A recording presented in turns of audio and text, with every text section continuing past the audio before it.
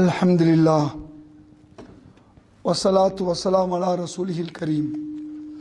புகழ் அனைத்தும் உலக மக்கள் அனைவரையும் படைத்த ஒரே இறைவனுக்கே உரித்தாகட்டும். சாந்தியும் சமாதானமும் உலக மக்கள் அனைவருக்கும் அருட்கொடையாக அருள் பிழம்பாக அவதரித்த அண்ணல் நபி ஸல்லல்லாஹு அலைஹி வஸல்லம் அவர்கள் மீதும் உண்டாகட்டும். அன்பிற்குரிய சகோதரர்களே, மௌலானா மௌல்வி ஹஸ்மி ஹஸ்ரத் அவர்களே, உலமா பெருமக்களே, சரியா இருக்கா? ஓகே, அப்படி பேசுங்க, நேராக பேசுங்க. இது மற்றும் இந்த நிகழ்வில் கலந்து கொண்டிருக்கக்கூடிய நேரத்தை ஒதுக்கி அல்லாஹ்வுடைய பேச்சை, ரசூல் ஸல்லல்லாஹு அலைஹி வஸல்லம் அவருடைய செயல்முறைகளை விளங்குவதற்காக வந்திருக்கக்கூடிய உங்கள் அனைவருக்கும் அல்லாஹு தாலா மறுமையிலே உயர்ந்த கூலியை கொடுப்பானாக. ஆமீன். அன்பிற்குரிய சகோதரர்களே, என்னை பார்த்தால் பலருக்கு அரசியல்வாதி என்ற ஒரு முகம் தெரியும். அரசியல் என்பது நம்முடைய நிகழ்வுகளிலே ஒன்று, அவ்வளவுதான். நாம் எல்லாம் என்ன நினைக்கிறோம்? முஸ்லீம்கள் பல்வேறு பின்னடைவுகளை உலகம் முழுக்கும் சந்தித்துக் கொண்டிருக்கிறார்கள். தலைமைத்துவம் எல்லாம் இல்லாத ஒரு சூழலிலே நாம் இருக்கிறோம். இதற்கெல்லாம் என்ன காரணம்? ஸ்பெயினில் இருந்து இந்தோனேஷியா வரை இருந்த ஆட்சி அதிகாரம் இன்று இடைப்பட்ட பல நாடுகளிலே இல்லாமல் போனது. சில முஸ்லீம் நாடுகளாக இருக்கலாம், இஸ்லாமிய நாடுகளாக இல்லை. பல முஸ்லீம் நாடுகள் பல்வேறு அடிப்படையிலே சர்வாதிகார ஜனநாயக நாடுகளாக இருக்கிறது. உண்மையான இஸ்லாமிய நாடுகளாக இல்லை என்றெல்லாம் நமக்கு கவலை உண்டு. இதற்கு அல்லாஹு தாலா திருக்குரானிலே அருமையான ஒரு விளக்கத்தை சொல்கிறான். இம்மக்கன்னாகும் ஃபில்லர்லி அகைமு ஸலாத்த வ ஆத்து ஸகாத்த. ஆட்சி அதிகாரம் வந்தால் தொழுகையையும் கடைபிடிப்பார்கள், ஜக்காத்தையும் செலுத்துவார்கள். ஆட்சி அதிகாரம் தேவை என்றால் இந்த இரண்டையும் செய்ய வேண்டும் என்பதுதான் இந்த குர்ஆனுடைய வசனத்துடைய விளக்கம். இன்றைக்கு ஆட்சி இல்லை, அதிகாரம் இல்லை, மரியாதை இல்லை, இன்னும் சொல்ல போனால் எதிராக நாம் தீவிரவாத நிலைக்கு என்று சொல்லக்கூடிய ஒரு நிலைக்கு இன்னைக்கு தள்ளப்பட்டிருக்கிறோம். நம் கையிலே திருக்குரானும் ரசூல் ஸல்லல்லாஹு அலைஹி வஸல்லம் வழிமுறைகளும் இருந்தும் கூட ஏன் இந்த அவல நிலை என்று? அடிப்படை கடமை 5 கடமை, இந்த 5 கடமையை கூட நாம் சரிவர செய்யவில்லை என்று சொன்னால் எப்படி நம்மை முஸ்லீம்கள் என்று அழைக்க முடியும்? இன்றைக்கு நீங்கள் பார்த்தீங்கன்னு சொன்னால் நம்மை முஸ்லீம் என்று சொல்பவர்கள் முஸ்லீம் அல்லாதவர்கள் மட்டும்தான். நாம் நம்மை முஸ்லீம்கள் என்று சொல்வதில்லை. என்னை கேட்டால் நான் தப்லீக் என்று சொல்வேன், அல்லது சுன்னத் ஜமாத் என்று சொல்வேன், தௌஹீத் என்று சொல்வேன், சலபி என்று சொல்வேன். இப்படித்தான் நாம் ஒவ்வொருவரும் சொல்லிக் கொண்டிருக்கிறோம். அல்லாஹ் குர்ஆனிலே வகால இன்னனி அன மினல் முஸ்லிமீன், நான் முஸ்லீமாக இருக்கிறேன் என்று சொல்லி என்று அல்லாஹ் சொல்லுகிறான். ஆனால் நம்மில் பலர் இஸ்லாத்தை பற்றி சிந்திக்காமல், நான் முஸ்லீம் என்பதை சிந்திக்காமல், நான் இந்த பொறுப்பில் இருக்கிறேன், நான் அந்த பொறுப்பில் இருக்கிறேன், நான் அந்த அமைப்பில் இருக்கிறேன், இந்த கட்சியில் இருக்கிறேன் என்றுதான் நாம் சொல்லி கொண்டிருக்கிறோம். ஆனால் சகோதர சமுதாயம் மட்டும்தான் நம்மை முஸ்லீம்கள் என்று சொல்கிறார்கள். நம்மளை பார்த்தா முஸ்லீம்னு சொல்கிறாங்க. இந்த நிலைமைக்கு காரணம் ஒன்று ஒற்றுமை, இரண்டாவது தொழுகை, ஜக்காத். தொழுகைக்கு கொடுக்கக்கூடிய முக்கியத்துவத்தை தொழக்கூடியவர்கள், தொழுவதிலே ரொம்ப குறைவு தான் நம்ம தொழுகிறது. பர்சன்டேஜ் பார்த்தா 5 நேர தொழுகை என்பது ஒரு 25 விழுக்காடு கூட இல்லை. அப்படி கொடுக்கக்கூடிய தொழுகைக்கு கொடுக்கக்கூடிய முக்கியத்துவத்தை இணையான கடமையான ஜக்காத்துக்கு நாம் தராத ஒரு காரணம்தான் எல்லா பின்னடைவுக்கு காரணம். இன்னொரு காரணம் குர்ஆனை படிக்காமல் இருப்பது. இந்த 2 முக்கிய காரணம் நம்மை விட்டு போனதன் விளைவாகத்தான் ஒரு 600 ஆண்டுகளாக நாம் மிகப்பெரிய பின்னடைவை சந்திச்சிருக்கிறோம். 600 ஆண்டுகளுக்கு முன்பாக விஞ்ஞானிகளுடைய எண்ணிக்கை 130, முஸ்லீம்கள் 122. யோசிச்சு பாருங்க. 600 வருஷத்துக்கு முன்னால உள்ள கதையை சொல்றேன். மருத்துவத்தின் தந்தை யார்? இமாம் இப்னு அலி சீனா. கெமிஸ்ட்ரியின் தந்தை யார்? விஞ்ஞானத்தின் தந்தை யார்? இமாம் ஜாபிர் இப்னு ஹையான். ஜிப்ர். அவர் கண்டுபிடிக்காத விஷயங்களே கிடையாது. இன்னைக்கு கணக்கு என்பது 1 2 3 உலகம் பயன்படுத்தக்கூடிய 1 2 3க்கு பேர் என்ன? அரேபியன் நம்பர், 0 உள்பட இந்தியாவிலிருந்து வந்ததுதான். ஆனால் உலகத்துக்கு அதை கொண்டு போய் செலுத்தியவர்கள், சென்றவர்கள் அரேபியர்கள். அதுக்கு பேர் அரேபியன் நம்பர். இன்னைக்கு விஞ்ஞானத்துக்கு கணக்குக்கு அடிப்படையாக இருக்கக்கூடிய அல்ஜிப்ரா யார் கண்டுபிடித்து கொடுத்தது? நாம் தான். பூகோள வரைபடத்தை இந்த உலக மக்களுக்கு முதல் முறை அறிமுகப்படுத்தியது யார்? இமாம் இத்ரீஸ். ஆபரேஷன் கருவிகள் 200 கருவிகளை இந்த உலகத்துக்கு தந்தது யார்? இமாம் ஜவஹராவி. அது மட்டுமல்ல, பல்மனரி சர்க்குலேஷன் ஆஃப் ஹார்ட், ரத்தம் எப்படி, அதாவது இருதயத்தில் எப்படி அந்த சுற்று இருக்கிறது என்பதை கண்டுபிடித்தது இமாம் நுஃபைஸ். நீர்மூழ்கி கப்பல் கண்டுபிடித்து கொடுத்தது முஸ்லீம்கள். திசை காட்டும் கருவி கண்டுபிடித்து கொடுத்தது முஸ்லீம்கள். முதலிலே ஃபவுண்டைன் பேனா கண்டுபிடித்து கொடுத்தது முகமது என்ற கிபுத்தி, எகிப்தை சார்ந்தவர். தால் சீனாவிலிருந்து வந்தாலும் அதை அதிகமாக பயன்படுத்த வைத்தவர்கள் நாம். 1000 வருஷத்துக்கு முன்ன ஆங்கிலம் என்பது கேள்விக்குறியாக இருந்த காலம், ஐரோப்பா இருண்ட காலமாக இருந்த ஒரு காலத்தில் நாம் தான் உலகத்திற்கு அறிவை கொடுத்தோம். ஸ்பெயினிலே யூத குருமார்களும் கிறிஸ்தவ பாதிரிமார்களும் வந்து படித்தார்கள். நான் போய் பார்த்தேன். மொரோக்கோவில் ஒரு உலக ஜக்காத் மாநாடுக்கு என்னை அழைத்திருந்தார்கள். மொரோக்கோவில் அதை முடிச்சுட்டு அப்படியே நான் ஸ்பெயினுக்கு போனேன். அங்கே இருக்கக்கூடிய யூனிவர்சிட்டி, உலகத்தில் யூனிவர்சிட்டிங்கிறத யார் ஆரம்பிச்சது? ஆராய்ச்சி கூடத்தை யார் ஆரம்பிச்சது? முஸ்லீம்கள். கான்வென்ட்ங்கிற கான்செப்டை கொடுத்தது யாரு? இன்னைக்கு கிறிஸ்தவர்கள் அல்ல.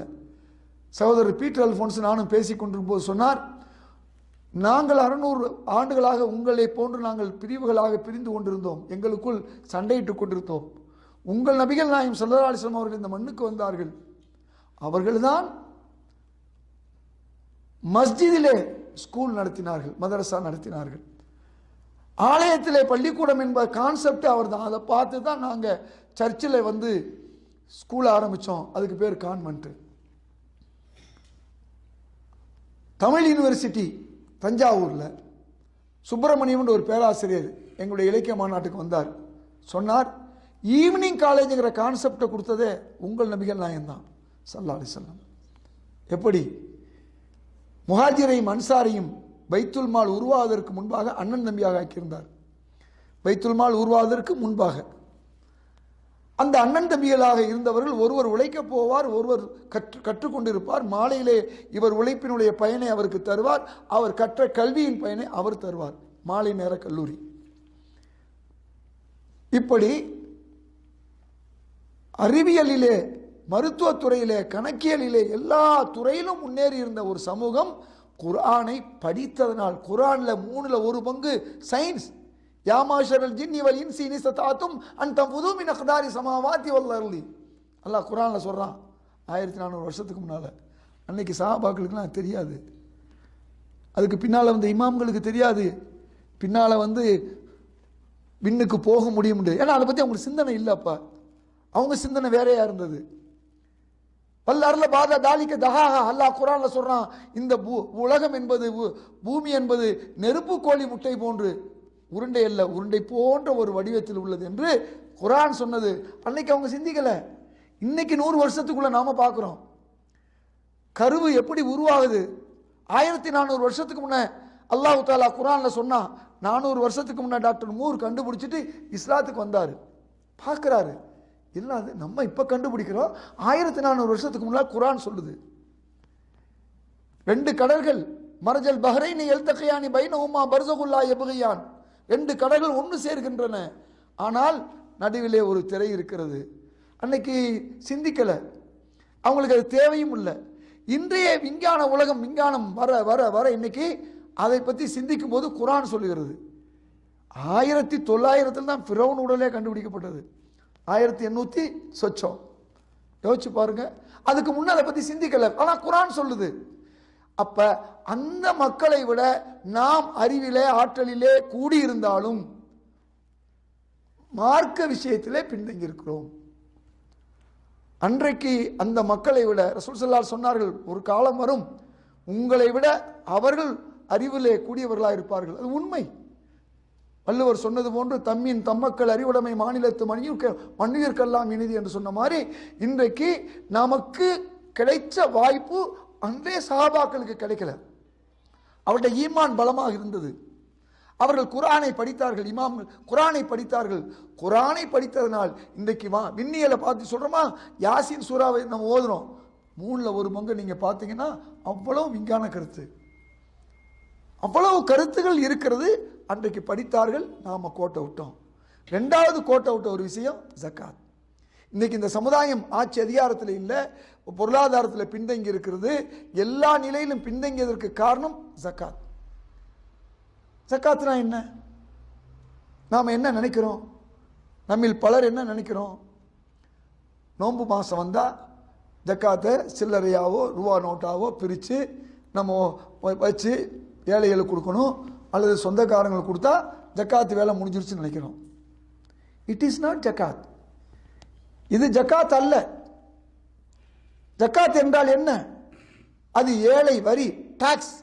It is not charity. ஜக்காத் தர்மம் கிடையாது, அது தானம். தானம் வேற, தர்மம் வேற. புரிஞ்சுக்கணும். அல்லாஹ் தஆலா எல்லா மதங்களுக்கும் ஜக்காத்தை கொடுத்துருக்கான். சைவ மதத்தில் அது தானம், வைணவ மதத்தில் தானம். எல்லா மதங்களும் பிறகு மாறி போச்சு. எப்படி 2000 வருஷத்துக்கு முன்ன நம்முடைய ஈசா நபி சொன்னது இன்னைக்கு எப்படி ஆகி போச்சு? அவர் எதை சொன்னார்? இஸ்லாத்தை தான் சொன்னார். நூஹ் நபி இஸ்லாத்தை சொன்னார், வைணவமா மாறுச்சு. ஆதம் நபி இஸ்லாத்தை தான் சொன்னார், அது பிறகு சைவமா மாறுச்சு. ஆதம் அலைஹிஸ்ஸலாமை நாம் நம்பினோம் என்றால் அவர் ஆரம்பித்த அந்த இது இந்தியாவில் தான். அவர் 2 பேருடைய ஆரம்பமும் இந்தியாவில் தான், பிறகுதான் ஜூதுமலை. இதெல்லாம் ஏன் நான் சொல்லுகிறேன்னா சிந்திக்கணும். இத்தனை நபிமார்கள் கொண்டு வந்தது எல்லாமே இஸ்லாம் தான். ஈசா அலைஹிஸ்ஸலாம் வரை எப்படி மாறிச்சு? மாறி போச்சு. மாறுறதுக்கு அந்த மாற்றம் இருந்தாலும் அடிப்படை கூறுகள் எங்கே இருக்கிறது? அந்த அடிப்படை கூறுகளில் ஒன்றுதான் தானம், தர்மம் வேற. தானம் வேற, தர்மம் வேற. நான் இந்த சப்ஜெக்ட் பேசணும்னா நிறைய பல மதங்களை பற்றி பேசுவது தனி ஒரு சப்ஜெக்ட். இப்போ இன்னைக்கு இன்ஷா அல்லாஹ் ஜகாத்தை பற்றி முழுமையாக பேசுவோம். அதை திருப்பி திருப்பி நாம் ரிமைண்ட் பண்ணிட்டு இருக்கணும், ரெஃப்ரெஷ் பண்ணிக்கிட்டே இருக்கணும். அப்போ தான் நாம் உண்மையான முஸ்லீமாக நாம் மாற முடியும். என்ன ஜக்காத் என்றால் என்ன? தானம். பைபிளில் சொல்லுது, சீசருக்கு கொடுப்பதை சீசருக்கு கொடு, ஜீசஸுக்கு கொடுப்பதை ஜீசஸ் கொடு. இதுதான் தானம். வேறு, தர்மம் வேறு. தானம் என்று சொன்னால் கன்னிகா தானம், பூ தானம், கோதானம் என்று உங்களுக்கு தமிழ் பேசியவர்களுக்கு தெரியும். அப்படியே ஒரு பெண்ணை 15 வயசு 20 வயசு வரை வளர்த்து அப்படியே தூக்கி கொடுப்போம். பூமி தான இயக்கம்னு சொன்னால் 500 ஏக்கர் 1000 ஏக்கர் இருந்தால் ஒரு அமைப்புட்டு கொடுப்போம், அவங்க பிரித்து கொடுப்பாங்க. அதுதான் தானம். தான தர்மம் நம்ம சொல்லுவோம். ஜக்காத்து சதக்கா ஒன்றல்ல, ரெண்டும் வேற வேற. அல்லாஹ் குர்ஆன்ல திரும்ப திரும்ப சொல்றான், லைசல் பிர் அன் துவல்லு உஜஹக்கும் கிப்லல் மஷ்ரிகி வல் மக்ரிபி. 177 2வது அத்தியாயம். உறவினர்களுக்கு உபகாரம் செய்யுங்கள், சதக்கா செய்யுங்கள். அடுத்த வரியே, இன்னும் தொழுகையை கடைபிடித்து ஜக்காத்தை கொடுங்கள்.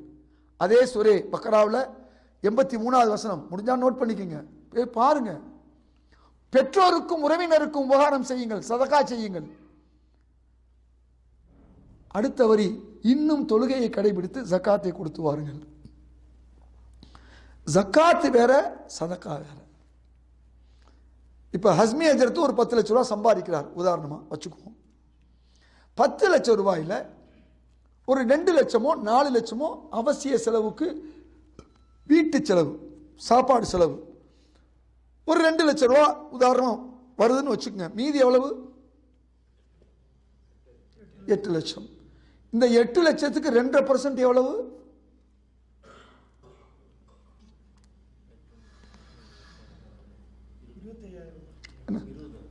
20,000. 25,000 முழு முழு பணத்துக்கு 25,000, 8 லட்சமாக இருந்தால் 20,000, ஒரு 4 லட்சமே செலவு பண்ணோம், 6 லட்சத்துக்கு 15,000. இந்த பணம் இருக்க, இந்த பணம் நம்முடைய பணம் இல்லை. சம்பாதிச்சது நீங்க தான். சம்பாதிச்சது யாரு? நீங்க தான். ஆனா இந்த பணம் யாருடைய பணம்? ரசூல் ஸல்லல்லாஹு அலைஹி வஸல்லம் வைத்திருக்கப்பட்ட பேரு, நிக்நேம் ஃபார் ஜகாத், மாலுல்லா. எல்லாரும் சொல்லுங்க. மாலுல்லானா என்ன மீனிங்? உங்களுக்கு எல்லாம் நல்லா தெரியும். தமிழ் பேசுறவங்க, தமிழ்நாட்டில் உள்ளவங்க தெரியாது, அரபி நாட்டில் உள்ளது. மால்னா என்னன்னு தெரியும், அல்லாஹ்னா என்னன்னு தெரியும். மாலுல்லானா என்ன அர்த்தம்? அல்லாஹ்வுடைய பணம், அல்லாஹ்வுக்கு சேர வேண்டிய பணம். அதை எடுத்து நீங்கள் உங்கள் கைகளால் கொடுக்க முடியாது, கொடுக்க கூடாது. வேற வழி இல்லாம பைத்துல் மாலின்னா நீங்க செய்றீங்க, அது வேற விஷயம். அப்ப மாலுல்லா இன்னொரு பேர் வச்சிருக்காங்க ரசூல் ஸல்லல்லாஹு அலைஹி வஸல்லம் ஜகாத்துக்கு பட்ட பேரு. என்ன பேர் தெரியுமா? அவுசாஹுன்னாஸ். எல்லாரும் சொல்லுங்க, அவுசாஹுன்னாஸ். அவுசாஹுன்னாஸ், அவுசஹ்மாங்க அழுக்கு. அரபியில் ஒரு வார்த்தை இங்கே உள்ளவங்களுக்கு தெரியாது தெரியல, நான் கேள்விப்பட்டேன். அவுசஹ்னா இங்கே எப்பவும் இருக்காங்கன்னு சொன்னாங்க, அழுக்கு. நீங்க சம்பாரிச்ச 10 லட்சம் ரூபாயில அந்த 15,000மோ அந்த 20,000மோ அழுக்கு. ஐசா நாய் சொல்றாங்க விஷம். அது என்ன? நாம கஷ்டப்பட்டு சம்பாரிச்சு நைட்டு பிரியாணி சாப்பிட்டோம், அடுத்த நாள் காலையில போய் எங்கே உட்காருவோம், உட்கார்ந்து அந்த பொருளை எடுத்து நம்ம கையில வச்சுக்கோமா? என்ன செய்வோம்? Flush out. ஒரு தட்டு தட்டுறோம், போயிருது. அது அழுக்கு. பணக்காரர்களுக்கு ஜக்காத் என்பது அழுக்கு, ஏழைகளுக்கு அது பரிசுத்தம். ஏழைகளுக்கு பரிசுத்தம். ஜக்காத்துக்கு பேர் என்ன தெரியுமா? உங்களை பரிசுத்தப்படுத்தும். இந்த அழுக்கை எடுத்துட்டா, சோப்பு போட்டு குளிச்சுட்டா நீங்க என்ன ஆயிடுறீங்க? சுத்தமாயிடுறீங்க. இந்த அழுக்கு எடுக்கிறது தான் ஜக்காத். நீங்க எடுக்கணும், எடுத்து தூக்கி எறியணும். அல்லாஹ் காசை அல்லாஹ் சொன்ன இடத்துல கொடுக்கணும். அல்லாஹ் காசை அல்லாஹ் சொன்ன இடத்துல கொடுக்கணும். அப்ப அல்லாஹ் விளக்கமா சொல்லியிருக்கான் திருக்குறான்ல. இப்ப ஜக்காத்தை பத்தி ஏன் விளக்கமா சொன்னா? 5 கடமைகள்ல தொழுகை தான் நம்பர் 1. ஆனா இணையான கடமை ஜக்காத். தொழுகையோட எங்கேயாவது அல்லாஹ் தஆலா நோன்பை சேர்த்து சொல்றானா? குரான்ல. குரானை படிங்க, படிச்சா தெரியும். நாள்தோறும் இன்ஷா அல்லாஹ் இனிமே ஒரு முடிவு எடுங்க. தினந்தோறும் ஒரு 10 நிமிஷம், 24 மணி நேரத்தில் 10 நிமிஷம் நான் குரானை படிப்பேன். அல்லாஹ் குரானை படிக்கத்தான் சொல்றான், ஓத சொல்ல. ஓதுனா ஒரு நன்மை, படிச்சா பல நன்மை. படிச்சுட்டு என்ன செய்ய சொல்றான்? அஃபலா யததப்பரூன் அஃபலா யகிலூன் அஃபலா யன்துரூன். நீ சிந்திக்க வேண்டாமா? நீ உற்று நோக்க வேண்டாமா? குரானை ஆராய்ச்சி பண்ண வேண்டாமா? ஓதுனா முடியுமா? ஓதுனா உங்களால் முடியுமா? ஒரு அரபியால் முடியும். ஒரு அரபி தெரிஞ்ச அரபியால் ஓதினால் என்ன செய்ய முடியும்? குரானை ஆய்வு செய்ய முடியும். ஆனால் தமிழ் பேசித்தவருங்க, உருது படித்தவங்க, சிங்களம் படித்தவங்களுக்கு என்ன தெரியும்? தெரியாது. அல்லாஹ் எதிர்பார்த்த குரான் நீங்க படிக்கணுங்கிறதான். இக்ரா என்று சொன்னால் படி. ஆனால் நம்ம எழுதி வச்சிருப்பாங்க ஓதி வீராண்டு அல்ல. அன்பிற்குரிய சகோதரர்களே, படிங்க. இப்ப ஜக்காத் என்றால் அழுக்கு, கொடுக்கிறவங்களுக்கு விஷம். அவங்க என்ன செய்யணும்? அப்புறப்படுத்தணும். வாங்குறவங்களுக்கு அது பரிசுத்தம். அப்ப அந்த அல்லாஹ்வுடைய காசை அல்லாஹ் விளக்கமா குரான்ல ஏன் சொல்றான்? தொழுகையை விட விளக்கமா ஜக்காத்து சொல்றான். தொழுகையை விட விளக்கமா தலாக்க சொல்றான். தொழுகையை விட விளக்கமா பாக பிரிவினை சொல்றான். தொழுகையை விட பெற்றோருக்கு என்ன செய்யணும் அல்லாஹ் சொல்றான். தொழுகையை விட உங்களுக்கு கடன் கொடுக்கிறது ஒரு பக்கத்தில் சொல்றான். அசத்தை கேளுங்க, சொல்லுவாங்க ஒரு பக்கம் கடன் கொடுத்து வாங்குறது எவ்வளவு பெரிய நல்ல அமலு சொல்றான். ஏன்? அது மாதிரி ஜக்காத்தையே அல்லாஹ் விளக்கமா சொல்றான். என்ன காரணம் சொல்லுங்க பார்ப்போம். தொழுகை தான் நம்பர் 1, மாற்று கருத்து இல்லை. தொழுகை என்பது ஹுக்கூக்குல்லா, நோன்பு என்பது ஹுக்கூக்குல்லா, ஹஜ் என்பது ஹுக்கூக்குல்லா.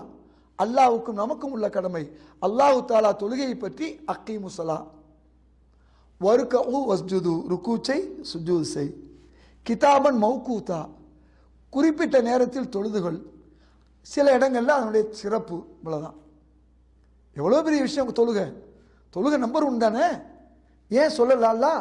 5 நேர தொழுகை நல்லா குரான்ல சொல்லியிருக்கானா? படிச்சு பார்த்தீங்களா? நோ. சரி, இன்னைக்கு இஷாவுக்கு எத்தனை ரக்காத் தொழுதோம்? அல்லாஹ் குரான்ல சொல்லியிருக்கானா? இல்ல. எப்படி தொழுகிறன்னு அல்லாஹ் சொல்லியிருக்கானா? இல்ல. ரசூல் ஸல்லல்லாஹு அலைஹி வஸல்லம் என்னை எவ்வாறு தொழக் கண்டீர்களோ அவ்வாறு தொழுது கொள்ளுங்கள். இதுதான் ரசூலுல்லாஹ். தொழுகையை கற்றுக் கொடுத்தது, நோன்பை கற்றுக் கொடுத்தது, ஹஜ்ஜை கற்றுக் கொடுத்தது. ஆனால் ஜக்காத்தை அல்லாஹ் கற்றுக் கொடுத்திருக்கிறான். என்ன காரணம்? ஜக்காத் ஒன்றும் தொழுகையை விட பெருசு இல்லை. அதுல ஹுக்கூக்குல்லாஹ் இருக்கு, ஹுக்கூக்குல் இபாத் இருக்கு. தொழுகை ஹுக்கூக்குல்லா, நோன்பு ஹுக்கூக்குல்லா, ஹஜ் ஹுக்கூக்குல்லா. ஜக்காத் என்பது இறைவனுக்கு செய்ய வேண்டிய கடமை, மனிதனுக்கு செய்ய வேண்டிய கடமை. ரொம்ப எளிதா இஸ்லாத்தை புரிந்து கொள்ளுங்க. அடிப்படை இஸ்லாம் இதுதான். மனிதனுக்கு மனிதன் செய்ய வேண்டிய கடமையை யாராவது தவறு செய்தால் அந்த மனிதன் மன்னிக்காதவரை அல்லாஹ் மன்னிக்க மாட்டான். அல்லாஹ்வுக்கு நமக்கு உள்ள கடமைகளிலே நாம் தவறிழைத்தால், நாம் மன்னிப்பு கேட்டால் அல்லாஹ் மன்னிப்பான். அவன் கஃபார். எத்தனை பேர் 40 வயசு வரையும் தொழுகாம 41 தொழுகிறாங்க? எல்லாரும், நான் சொல்றது நீண்ட நெடுங்காலமா சொல்லிக்கிட்டு இருக்கேன். எல்லாரும் 50 வயசுல தொழுகாம 51 வயசுல தொழுவங்க எத்தனை பேர் இருக்காங்க? என்ன அவங்களெல்லாம் அல்லாஹ் தூக்கி போட்டுருவானா? அவர்கள் மன்னிப்பு கேட்டு தொழுக ஆரம்பித்து விட்டால் அல்லாஹு தாலா அவர்களை மன்னிப்பான். இதுதான் இஸ்லாத்துடைய அடிப்படை. ஹுக்கூக்குல்லா, ஹுக்கூக்குல் இபாத். ஜக்காத்தை அல்லாஹ் விளக்கமா சொல்றான். இந்த சமுதாயம் விளங்காம இருக்கு, நாம் விளங்காம இருக்கோம், விளங்கணும். ஜக்காத் என்றால் என்ன? ஏன் அல்லாஹு தாலா ஜக்காத்தை பற்றி சொல்லும் போது வசூல் செய்து 8 வகையினர் கொடுக்கணும், வசூலிப்பவருக்கும் கொடுக்கணும். 9வது அத்தியாயம் 60, இன்னம சதகாத்து லில் ஃபுகரா வல் மசாகின் வல் ஆமிலீன் அலைஹா, தெளிவா சொல்றான். ஜக்காத்தை என்ன செய்யணும்? 3வது இடத்துல யாரை வச்சிருக்கான்? வசூல் செய்பவர்களுக்கும் கொடுக்கணும். உமர் அவர்கள் வசூல் செய்தார்கள், கலெக்டர். அபூ ஹுரைரா ரலியல்லாஹு கஸானா பொறுப்பாளர். அப்துல் ரஹ்மான் இப்னு அவ்ஃப் ரலியல்லாஹு அன்ஹு அவர்கள் மதீனா புறநகருக்கு பைத்துல் மால் பொறுப்பாளர். பஹ்ரைனுக்கு அலி ரலியல்லாஹு பொறுப்பாளர். முஆத் இப்னு ஜபல் ரலியல்லாஹு யமனுக்கு பொறுப்பாளர். என்ன ஒவ்வொரு பொறுப்பாளருக்கு சொல்லி அனுப்பிச்சாங்க தெரியுமா ரசூல் ஸல்லல்லாஹு அலைஹி வஸல்லம்? ஜக்காத்னா என்னங்கிறது ஒரே ஒரு ஹதீஸ் தான் மீண்டும் மீண்டும் ரசூலுல்லாஹ் சொல்லுவாங்க, வேற மாற்றி சொல்ல மாட்டாங்க. அஃபர்லல்லாஹு அலைஹிம் ஸதகா தூഖது மின் அக்னியாயிஹிம் வ துரது அலா ஃபுகராயிஹிம். அல்லாஹ் வெறும் ஜக்காத்தை கடமையாக்கவில்லை. நம்ம நினைக்கிற மாதிரி ஜக்காத்து அப்படின்னா அதான் கடமை இல்லை.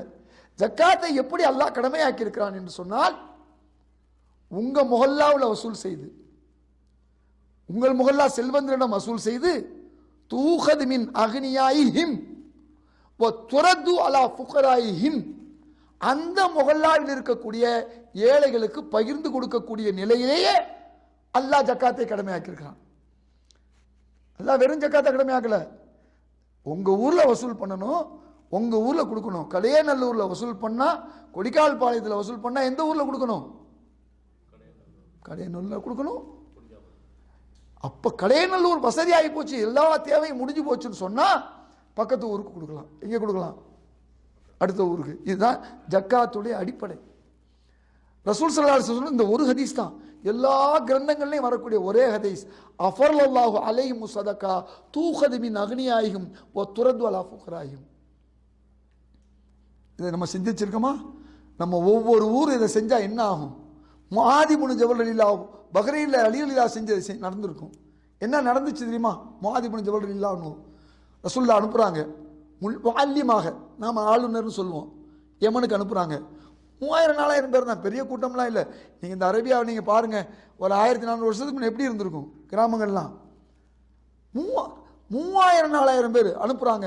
தொழுகையை, கலிமாவை சொல்லிக் கொடு, உடனடியாக தொழுகையை சொல்லிக் கொடு. அடுத்த நிமிடமே அந்த ஊர் மக்களிடம் ஜக்காத்தை வசூல் செய்து அந்த ஊர் மக்களுக்கு என்ன செய்யணும்? பிரிச்சு கொடு. பிரிச்சு கொடுக்குறாரு. ரசூல் ஸல்லல்லாஹு அலைஹி வஸல்லம் மௌத்தாயிடுறாங்க. அபூபக்கர் சித்திக் ரலியல்லாஹு அவர்கள் மௌத்தாயிடுறாங்க. இப்போ யார் கலீஃபா? உமருடைய காலம் வருது. அதே முஆத் இப்னு ஜபல் அவர்கள் யமன்ல இருக்காங்க. ஜக்காத்தினுடைய பகுதியை, பெரும்பகுதியை மதீனாவுக்கு நான் அனுப்ப போறேன், வாங்கிக்கங்கன்னு கலீஃபாவை பார்த்து கேட்குறாங்க. கலீஃபா என்ன சொல்லணும்? இன்னும் கொஞ்சம் அனுப்புன்னு சொல்லணும். இப்போ நம்ம ஊர் பிஎம்மாக இருந்தால் அனுப்பும் பாரு, நம்ம ஊர் சிஎம்மாக இருந்தால் கலெக்டர்கிட்ட இன்னும் டாஸ்மார்க்கை கூட கொஞ்சம் போட்டு அனுப்புன்னு சொல்லுவார். ஊரில் என்ன சொன்னார்? ஒரு உண்மையான கலீஃபா, காந்தி பாராட்டின கலீஃபா, உலகம் பாராட்டிய கலீஃபா என்ன சொன்னார்? ஒரு வார்த்தை சொன்னார். ரசூலுல்லாஹ் உன்ட்ட என்ன சொல்லி அனுப்பிச்சார்? உன் ஊரில் வசூல் பண்ணி உன் ஊரில் கொடுண்டார். ஏன் இங்கே அனுப்புற? அப்போ சொன்னார், நான் இந்த ஊருக்கு வரும்போது ஏழையும் பணக்காரர்கள் இருந்தார்கள், இப்பொழுது இங்கே ஏழைகள் இல்லை, நான் என்ன செய்யறது? ஜக்காத்து வாங்க ஆள் இல்லை. பரவாயில்லை, உங்கள் ஊரில் ஆண் குமர்கள் இருப்பாங்க, பிரித்து கொடு. என்ன குமர்? இப்போ நம்ம ஊர்ல எல்லாம் என்ன குமர் இருக்கு? உல்டா, டௌரி, மகரு குடு. இன்னைக்கு சவுதி அரேபியா போன்ற சில நாடுகள் என்ன செய்யறாங்க? ஜக்காத்தை வசூல் பண்ணி ஆண் குமர்கள் கொடுத்துட்டு இருக்காங்க. ரெண்டாவது, கடனாளிகளுக்கு கொடுனாங்க. கடனுக்கு கொடுக்கறது இல்லை, அது வேற சப்ஜெக்ட். கடனாளிகள் கடன் பட்டு கஷ்டப்படுவாங்க இல்லையா? கடன் பட்டார் நெஞ்சன் போல் கலங்கினால் லங்கை வேந்தன் சொன்ன மாதிரி அந்த கலங்குறவனுக்கு தூக்கி கொடு. எதை? ஜக்காத்தை. மூணாவது, நல்ல காரியம், முசாபிர் கானா, இது கல்வி, அதே போன்று நம்முடைய கிணறு வெட்டுவது, இந்த மாதிரி நல்ல காரியம் நற்செயலுக்கு நீ கொடுன்னு சொன்னாங்க. யார் சொன்னது? குர்ஆன் வசனத்திலிருந்து அவங்க பிரித்து கொடுக்குறாங்க. அப்ப ஒவ்வொரு ஊர்லையும் ஒழுங்கா ஜக்காத்தை நாம கொடுத்து மற்றவங்களை கொடுக்க வச்சு நாம் இவ்வளவு தூரம் வந்ததுனால நமக்கு தீன் கொஞ்சம் அதிகமாகவே புரியும். நாம் அதை கொண்டு போய் எடுத்து சொல்லி அதை செய்தால் ஒன்றும் இல்லை. 7 வருஷத்துக்கு முன்னே இங்கே வந்தேன். ஹசரத் அவர்கள் என்னை அவங்க ஊருக்கு கூப்பிட்டாங்க. பல நாடுகளுக்கு போகிறோம், பல மாநிலங்களுக்கு போகிறோம், கூப்பிட்டாங்க. போனோம். பைத்துல் ஜக்காத், இந்த பைத்துல் மால் மீட்டிங்கை வந்து ஏற்பாடு பண்ணாங்க. இன்னைக்கு பார்த்தா சில கோடிகள் இங்கே ஜக்காத் வசூலாகி பல பல இன்ஸ்டிடியூஷனை உருவாக்கியிருக்காங்க ஹசரத். ஒரு சின்ன உதாரணம் தான். ஏன் நீங்கள் ஒவ்வொருவரும் நம்ம ஹசரத் ஹஸ்மி ஹஜரத் மாதிரி மாற முடியாது? கொஞ்சம் யோசிச்சு பாருங்க. ஏதோ கடையநல்லூர் பிள்ளைங்க வந்திருக்காங்க. தென்காசியில் பைத்துல் மால் மாதம் ஒரு மஸ்ஜித் 1000 ரூபாய் ஏழைகளுக்கு மாத பென்ஷன், முதியவர்களுக்கு, விதவைகளுக்கு கொடுக்குறாங்க. 14 லட்ச ரூபா வசூல் பண்ணுறாங்க. 1 லட்சம். புளியங்குடின்னு ஒரு புளியங்குளம், ஒரு சின்ன ஊர், மதுரை சிலைமான பக்கத்தில். 10-12 லட்சம் மாதம் 1 லட்ச ரூபா ஜக்காத்தை ஏழைகளுக்கு கொடுக்குறாங்க. பல்வேறு அந்தந்த ஊருக்கு என்ன தேவையோ நற்காரியங்களுக்கு செலவு செய்கிறாங்க. அன்பிற்குரிய சகோதரர்களே, ஜக்காத்தை பற்றி அல்லாஹ் விளக்கமாக சொல்லியிருக்கான். 8 வகையினருக்கு பிரித்து கொடுக்கணும். 3வது இடத்துல எதை வச்சிருக்கான்? வசூல் செய்பவருக்கும் கொடுக்கணும். ஒரு 10 லட்சம் 20 லட்ச ரூபா ஒரு மோதின் வசூல் பண்ணுறாரு, ஒரு பேஷிமா வசூல் பண்ணுறாரா, ஒரு 3 லட்சமோ 4 லட்சமோ தாராளமாக எடுத்துக்கலாம். மீதி 16 லட்சம் ஏழைகளுக்கு போய் சேருதா இல்லையா? இப்போ வசூலே பண்ணலைன்னா ஒரு பைசாவும் சேராது. அல்லாஹ் ஏற்பாடு, நான் சொல்லலை. உமர் இல்லாட்ட ஒருத்தர் வர்றாரு, ஜக்காத்துக்காக வேண்டி இந்த தொகையை வச்சுக்கப்பா அப்படின்னு உமர் இல்லா சொல்றாரு. அவர் சொல்றாரு, நான் சோசியல் சர்வீஸ் தான் பண்ணேன், எனக்கு இந்த ஜக்காத்து வேணாம் அப்படின்னு அவர் சொல்றாரு. இப்படித்தான் நான் ரசூல்லாட்ட சொன்னேன். யார் சொல்றா? உமர் இல்லா சொல்றாங்க. நான் இப்படித்தான் ரசூல்லாட்ட சொன்னேன், எனக்கு ஜக்காத்து கலெக்ஷனுக்கு எனக்கு நீங்க பணம் வேணாம்னு. அல்லாஹ் சொல்லியிருக்கான், உமரே நீ பெற்றுக்கொள்ளும், முடிந்தால் வைத்துக் கொள்ளும், இல்லை என்றால் சதக்கா செய்து கொள்ளும். முடிஞ்சு போச்சு. அல்லாஹ் வசூல் செய்யணுங்கிறதுக்கு இவ்வளவு முக்கியத்துவம் அல்லாஹ் கொடுக்குறான். அது மட்டுமல்ல, குர்ஆனிலே 103, 104, 105 வசனங்கள், சூரே தௌபா 9வது அத்தியாயம் போய் பாருங்க. ஹுத் மின் அம்பாலிகும் சதக்கா, கட்டளை இடுறான் அல்லாஹ், ஜக்காத்தை எடு, வசூல் செய். எப்படி அகீமு ஸலாத் சொன்னோம்னா நம்ம தொழுகிறோமா இல்லையா? ஜக்காத்தை எடு. தொழுகை வேற நோன்பு வேற என்று பிரித்து பார்ப்பவரோடு போர் புரிவேன்னு சொன்னார் அபூபக்கர் சித்தீக் ரலியல்லாஹு அன்ஹு. உங்களுக்கெல்லாம் தெரியும், ரசூல் ஸல்லல்லாஹு அலைஹி வஸல்லம் மௌத்தா இருக்காங்க. அன்னைக்கே என்ன நடந்துச்சு? அன்சாரிகள் போய் தனியாக ஹலீஃபாவை தேர்ந்தெடுத்துட்டாங்க. இது எல்லா கிரந்தங்களையும் வருது. நான் சொல்றேன் ஹதீஸ் அப்படியே உங்களுக்கு சொல்றேன். நான் ஹஸரத்தை கேட்டுக்க. நீங்க இங்கே இருந்தால் புகாரி இருந்தால் நான் கையிலே எடுத்து காமிப்பேன். அன்சாரிகள் எங்க ஊரு, நாங்க எங்க தலைவரை தேர்ந்தெடுக்க போறோம், இவ்வளவு நாள் ரசூலா இருந்தாரு அப்படின்னு தேர்ந்தெடுத்துட்டாங்க. இந்த தகவல் கேட்ட உமர் இல்லா அவர்கள் அபூபக்கர் சித்தீக் ரலியல்லாஹு கூட்டு போறாங்க. ஒரு பக்கம் ரசூலுல்லாஹ்வுடைய மையத் சொல்லுவாங்க இல்லையா, கல்லறை காயுமுன் சில்லறின்லாம் அரசியலில் சொல்லுவாங்க இல்லையா, அந்த மாதிரி நடக்குது. நேர போறாரு. அங்கே போய் உமர் இல்லா அபூபக்கர் சித்தீக் காமிச்சு, இந்த மாதிரி செய்யக்கூடாது, ரசூல் ஸல்லல்லாஹு அலைஹி வஸல்லம் விரும்பியது அபூபக்கர் சித்தீக் ரலியல்லாஹு, அதனால அவரை தான் தேர்ந்தெடுக்கணும்னு சொல்லி அதுக்குள்ள விஷயங்கள்லாம் சொல்லி அபூபக்கர் சித்தீக் கலீஃபாவா மாறுறாரு. அப்படி பார்த்தா அவர் 2வது கலீஃபா தான். ஆனால் உண்மையான கலீஃபால 1வது கலீஃபா தேர்ந்தெடுத்துட்டாங்க. யாரை தேர்ந்தெடுத்தாங்க? இன்னொரு கலீஃபாவை.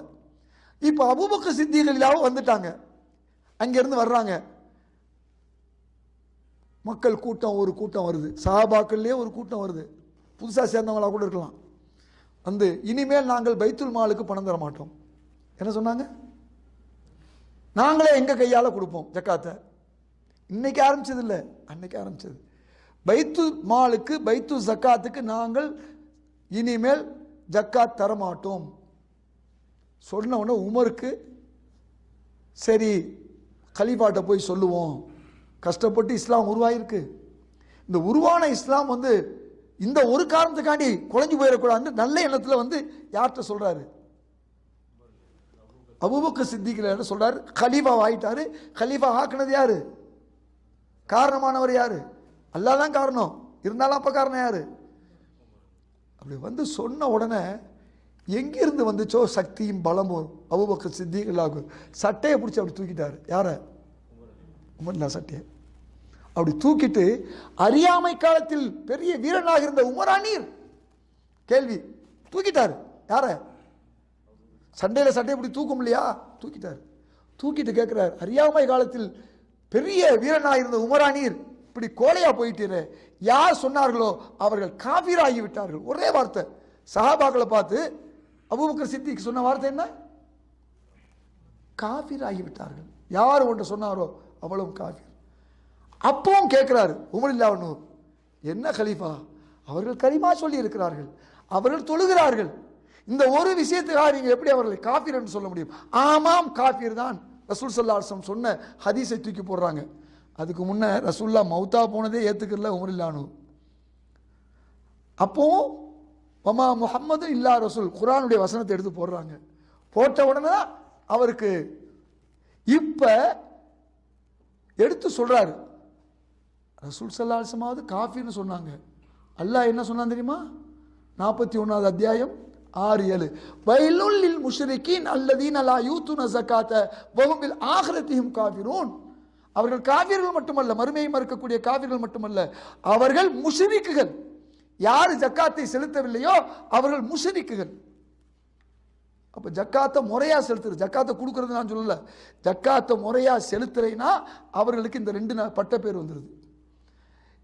இப்ப என்ன நடக்குதுன்னு சொன்னா, உமரில்லா சொல்றாங்க, அல்லாஹு தாலா அபூபக்கர் சித்தீக் அல்லாவுடைய இருதயத்தை விசாலமாக்கி விட்டான். அவர் சொன்னதான் சரி. ஜக்காத்தை ஒழுங்கா பைத்துல் மாலுக்கு கொடுக்கணும். இல்லைன்னா நீங்க எல்லாம் ஆரம்பிக்கணும் உங்க ஊர்ல. இல்லைன்னா அது மஸ்ஜிது, ரசூலுல்லாஹ்வுடைய மஸ்ஜிது கிடையாது. எப்ப அல்லாஹ்வுக்கு பிரியமான மஸ்ஜித் ஆகும், ரசூலுக்கு பிரியமான மஸ்ஜித் ஆகும், உங்கள் ஊர் ஆகும் என்று சொன்னால் பைத்து ஜக்காத் இருக்கணும். கொடுக்குறாங்க, கொடுக்கல, வந்தவரையும் பிரிச்சு கொடுங்க. நாளாக ஆக ஆக ஜக்காத்துடைய விளக்கம் தெரிய நீங்கள் நண்பர்களுக்கு சொல்ல சொல்ல ஜக்காத்து வரும். இப்பொழுது இதோட விடல, அடுத்த வரி சொல்றார், லவ் மனஊனி இகாலை இப்லி. போன வருஷம் ரசூல் ஸல்லல்லாஹு அலைஹி வஸல்லம் உயிரோடு இருக்கும்போது ஒரு ஒட்டகத்தையும் ஒரு கயிறையும் பைத்துல் மாலுக்கு ஜக்காத்தாக கொடுத்து, இந்த வருஷம் நான் தரமாட்டேன் என்று யாராவது சொன்னால், எதை? கயிறை. ஒட்டகத்தை தர்றேன் ஜக்காத்தா, கயிறு இருக்கு இல்லையா, அதுக்கு என்ன பெரிய வேலை? ஒன்றும் கிடையாது. அதை தரமாட்டேன்னு ஒருத்தர் சொன்னால் அவரோடும் நான் போர் புரிவேன். யார் சொல்றா? அபூபக்கர் சித்திக். நீ ரசூலுல்லாஹ்வுக்கு நீ பெருசா செஞ்சுட்டு நான் ஒரு பலகீனமானட்டு குறைக்க விரும்புறியா? குறைக்க கூடாது. எப்படி அல்லாஹ் தஆலா அவருடைய இருதயத்தை ஆக்கியிருக்கான் பாருங்க. உமரில்லா சொன்ன மாதிரி. அதோட விடல, அடுத்த வரி சொல்றாரு, வல்லாஹி லவ் காத்திலன்ன மன் ஃபர்ரக பைன ஸலாத்தி வ ஸகாத்தி. தொழுகை வேற ஜக்காத்து வேறன்னு யாராவது பிரித்து பார்த்தால் அவர்களோடும் நான் போர் புரிவேன். இன்னைக்கு நம்ம பள்ளிவாசலை கட்டுறோம், எது கட்டுறோம்? எது கட்டுறோம்? தொழுகைக்கு. அங்கே ஜக்காத்துக்கு ஏதாவது இடம் இருக்கா? அப்புறம் எப்படி அது மஸ்ஜித் நபவியா மாறும்? அல்லாஹ்வுக்கு பிரியமான மஸ்ஜிதா மாறும். எந்த மஸ்ஜிதா இருந்தாலும் நெஞ்ச தொட்டு சொல்லுங்க, நம்ம ஊர் மஸ்ஜிதுகள்ல பைத்து ஜக்காத் இல்லை, வசூல் ஜக்காத்தை வசூல் பண்ணக்கூடிய ஒரு அமைப்பே இல்லை என்று சொன்னால் அது எப்படி மஸ்ஜித் நபவியாக மாறும்? அத்தியூ ரசூலை கோட்டை விட்டோம். அல்லாஹ் சொன்னதை ரசூல் செஞ்சதை கோட்டை விட்டுட்டோம். அப்புறம் எங்க அல்லாஹ் ரசூல் நமக்கு சொந்தமாவாங்க? எப்படி அல்லாஹ் ரசூல் மேல பிரியமா இருப்பாங்க? இந்த சமுதாயத்தின் மேல பிரியமா இருப்பாங்க? வமன் ஆரல் அன் திக்ரி ஃபஇன்னலஹு மஈஷத்தல் லங்கா. அல்லாஹ் குர்ஆன்ல சொல்றான், யார் என்னுடைய குர்ஆனை புறக்கணிக்கிறார்களோ, யார் மறுக்கிறார்களோ, யார் மறக்கிறார்களோ அவர்களுக்கு நெருக்கடியான வாழ்க்கையை தருவேன். அதுதான் இன்னைக்கு நடக்குது. இந்த உலகத்தில் முஸ்லீம்களுக்கு நெருக்கடியான வாழ்க்கை, அது பலஸ்தீனாக இருக்கட்டும், இந்தியாவாக இருக்கட்டும், எந்த நாடாக இருக்கட்டும், ஏன் நெருக்கடியான வாழ்க்கை யோசிச்சு பாருங்க. அரசியல் அப்புறம், ஆச்சரியார் அப்புறம், இருக்கவே முடியல. நெருக்கடியான வாழ்க்கைக்கு வந்ததுக்கு காரணம் என்ன? அல்லாஹ் சொல்றான். என்ன காரணம்? அப்போ குர்ஆனையும் ஹதீஸையும் அல்லது ரசூலுல்லாஹ்வுடைய அந்த செயல்முறைகளையும் நாம் அடிப்படை கடமையான ஜக்காத்திலே புறக்கணித்து விட்டு நம்மை முஸ்லீம் என்று எப்படி நாம் சொல்ல முடியும்? அன்பிற்குரிய சகோதரர்களே, இப்ப அல்லாஹ் சொல்றான், நான் சொன்னேன் இல்லையா, தொழுகை வேற ஜக்காத்து வேறன்னு யாராவது பிரித்து பார்த்தால், தொழுகைக்கு முக்கியத்துவம் கொடுக்கிறது, ஜக்காத்தை கண்டுக்கிறது இல்லை, முஸ்லீமே இல்லை. ஏன் அல்லாஹ் சேர்த்து வச்சிருக்கான்? அதை பிரிக்கிறதுக்கு நாம யாரு? இறைவன் சேர்த்து வைத்ததை பிரிப்பதற்கு நாம் யார்? ஏன் அல்லாஹ் தஆலா அகீமு ஸலாத்த, சத்தமா சொல்லுங்க, ஏன் ரெண்டையும் சேர்த்து சொல்றான்? ரெண்டும் ஒன்று. இதைத்தான் ரசூல் ஸல்லல்லாஹு அலைஹி வஸல்லம் அழகா சொல்றாங்க. தஃப்சீர் இப்னு கஸீர்ல போய் பாருங்க, கருப்பு கலர் புக்கு, 9வது அத்தியாயம் 5வது வசனம். நான் எடுத்துட்டு வந்திருக்கேன் காப்பி, அதையும் காமிக்கிறேன். என்ன சொல்றாங்க ரசூல் ஸல்லல்லாஹு அலைஹி வஸல்லம்? லா ஸலாத்த லிமன் லா ஸகாத் லஹு, ஜக்காத்தை செலுத்தாதவனுக்கு தொழுகையே கிடையாது. ஜக்காத்தை செலுத்தாதவனுக்கு, நீ காலைல கஷ்டப்பட்டு தொழுக வர்றோம், மாலையில் இரவுல தொழுக வர்றோம், இந்த இருக்கு தஃப்சீர் இப்னு கஸீர். லா ஸலாத்த லிமன் லா ஸகாத் லஹு, ஜக்காத்தை செலுத்தாதவனுக்கு தொழுகையே கிடையாது. அடுத்த ஹதீஸ், ஜக்காத்து செலுத்தாதவனுடைய தொழுகையை ஒப்புக்கொள்ள அல்லாஹ் மறுக்கிறான், ரிஜெக்ட். செகண்ட் ஹதீஸ். ஃபர்ஸ்ட் ஹதீஸ், ஒருவர் கலிமா சொல்லி, இதைத்தான் அபூபக்கர் சித்திக் அல்லாஹ் வந்து யார்கிட்ட சொன்னாங்க? சஹாபாக்கள்கிட்டையும் உமர் சொன்னாங்க.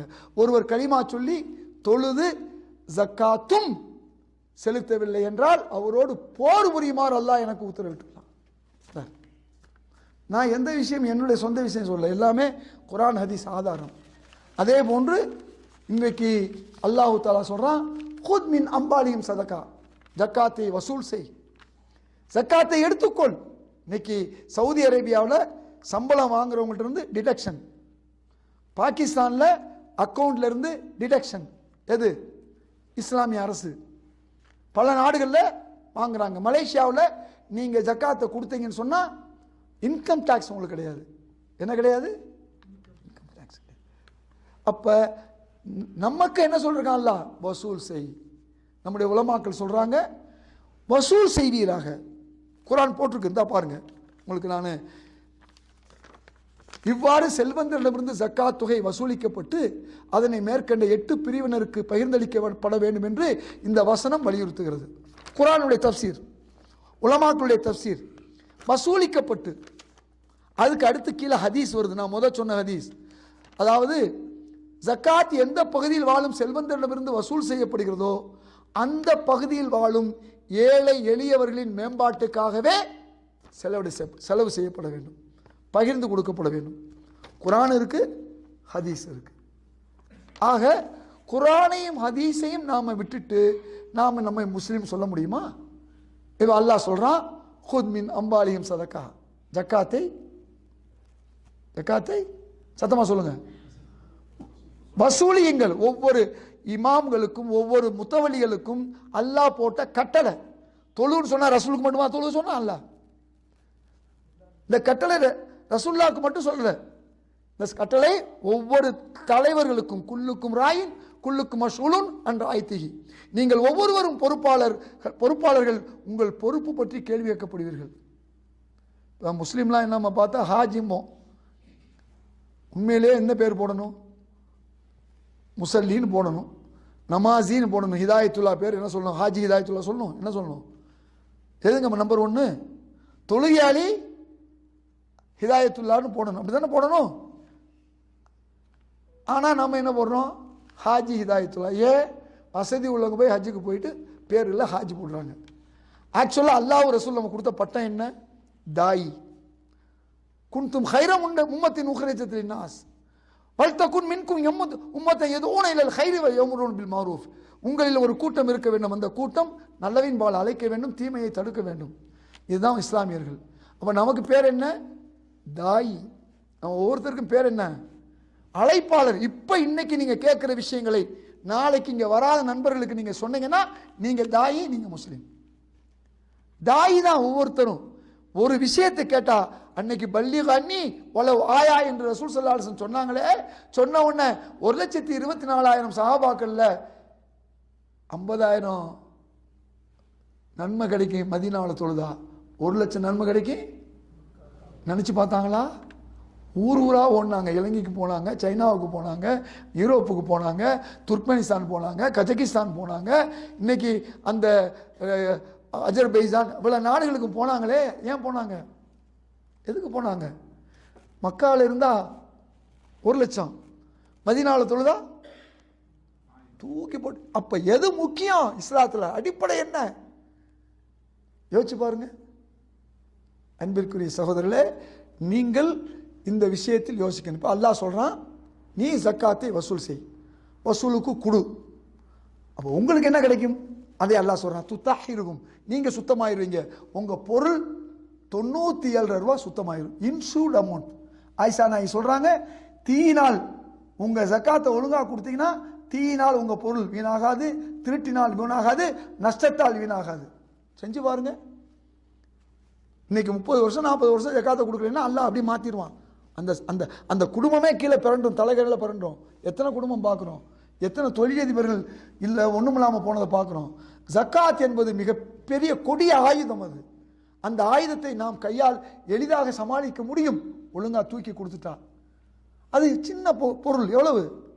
100க்கு 2, 10 லட்சம் ரூபாய்க்கு 15,000, 20,000, அற்ப காசு. எம்னவுனல் மாஊன். என்ன சொல்றான் அல்லாஹ்? அரைத்தல்லதி யுகதிபு ஃபதாலிகல்லதி வலா யஹல்லு ஃபவைலு லில் முஸல்லீன். தொழுகையாளிகளுக்கு நரகம். நம்மலாம் தொழுகையாளி, தொழுகை சொன்ன அல்லாஹ் நம்மளை பார்த்து சொல்றான், தொழுகையாளிக்கு நரகங்கிறான். ஏன்? யோசிச்சு பாருங்க. இதைத்தான் அங்கே சொன்னாங்க ரசூல் ஸல்லல்லாஹு அலைஹி வஸல்லம், லா ஸலாத்தன் லிமன் லா ஸகாத் லஹு. புரியுதா உங்களுக்கு? முஸல்லினா என்ன? தொழுகையாளி. வயல்னா என்ன? கேடு. இந்த உலகத்திலையும் கேடு, மறுமையிலையும் கேடு. ஏன்? ஏழைகளுக்கு வாழ்வாதாரம் வழங்க மாட்டான், தொழுவான். அனாதைகளை ஆதரிக்க மாட்டான், தொழுவான். அத்தகைய தொழுகையாளிகளுக்கு கேடு.